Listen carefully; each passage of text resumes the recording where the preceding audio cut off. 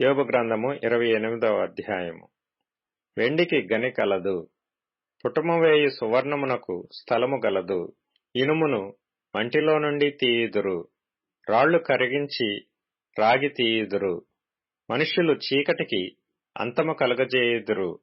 గాఢాంధకారములోను మరణాంధకారములోను ఉండు రత్నములను వెదకుచు వారు భూమ్యంతముల వరకు సంచరింతురు.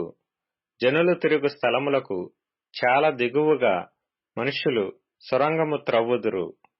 వారు పై సంచరించు వారి చేత మరువబడుదురు. అచట వారు మానవులకు దూరముగా నుండి ఇటు అటు అల్లాడుచుందురు. భూమి నుండి ఆహారము పుట్టును, దాని లోపలి భాగము అగ్నిమయమైనట్లుండును. దాని రాళ్లు నీలరత్నములకు స్థానము, దానిలో సువర్ణమయమైన రాళ్లున్నవి. ఆ త్రోవ ఏ క్రూర పక్షికైనను తెలియదు, డేగ కన్నులు దాని చూడలేదు. గర్వము గల క్రూర జంతువులు దాని త్రొక్కలేదు. సింహము ఆ మార్గమున నడవలేదు. మనుష్యులు స్ఫటికము వంటి బండను పట్టుకొందురు. పర్వతములను వాటి కుదుళ్ల సహితముగా బోర్ల ద్రోయుదురు. బండలలో వారు బాటలు కొట్టుదురు. వారి కన్ను అమూల్యమైన ప్రతి వస్తువును చూచును. నీళ్లు ఓడిగిలిపోకుండా వారు జలధారలకు గట్టు కట్టుదురు. మరుగైయున్న వస్తువును వారు వెలుగులోనికి తెప్పించుదురు. అయితే జ్ఞానము ఎక్కడ దొరకును? వివేచన దొరకు స్థలము ఎక్కడనున్నది? నరులు దాని విలువను ఎరుగరు. ప్రాణులున్న దేశములో అది దొరకదు. అగాధము అది నాలో లేదనును, సముద్రము నా యొద్ద లేదనును. సువర్ణము దానికి సాటి అయినది కాదు. దాని విలువ కొరకై వెండి తోచరాదు. అది ఓఫీరు బంగారమునకైనను, విలువగల గోమేధికమునకైనను, నీలమునకైనను కొనబడునది కాదు.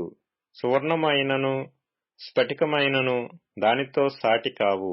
ప్రశస్తమైన బంగారు నగలకు ప్రతిగా అది ఇయ్యబడదు. పగడముల పేరు, ముత్యముల పేరు దాని ఎదుట ఎత్తనే కూడదు. జ్ఞాన సంపాద్యము కెంపుల కన్నా కోర తగినది. కూషు దేశపు పుష్యరాగము దానితో సాటి కాదు. శుద్ధ సువర్ణమునకు కొనబడునది కాదు. అట్లైన జ్ఞానము ఎక్కడ నుండి వచ్చును? వివేచన దొరకు స్థలమెక్కడనున్నది? అది సజీవులందరి కన్నులకు మరుగైయున్నది, ఆకాశ పక్షులకు మరుగు చేయబడి ఉన్నది. మేము చెవులారా దాని గూర్చిన వార్త వింటిమని నాశనమును మరణమును అనును. దేవుడే దాని మార్గమును గ్రహించును. దాని స్థలము ఆయనకే తెలియను. ఆయన భూమ్యంతముల వరకు చూచుచున్నాడు. ఆకాశము క్రింద దానినంతటినీ తెలుసుకొనుచున్నాడు. గాలికి ఇంత బరువు ఉండవలనని ఆయన నియమించినప్పుడు, ప్రమాణమును బట్టి జలములకు ఇంత కొలతయని ఆయన వాటిని కొలిచి చూచినప్పుడు, వర్షమునకు కట్టడ నియమించినప్పుడు, ఉరుముతో కూడిన మెరుపునకు మార్గము ఏర్పరిచినప్పుడు, ఆయన దాని చూచి బయలుపరచెను. దానిని స్థాపన చేసి దాని పరిశోధించెను. మరియు యెహోవా యందలి భయభక్తులే జ్ఞానమనియు, దుష్టత్వమును విడుచుటయే వివేకమనియు ఆయన నరులకు సెలవిచ్చెను.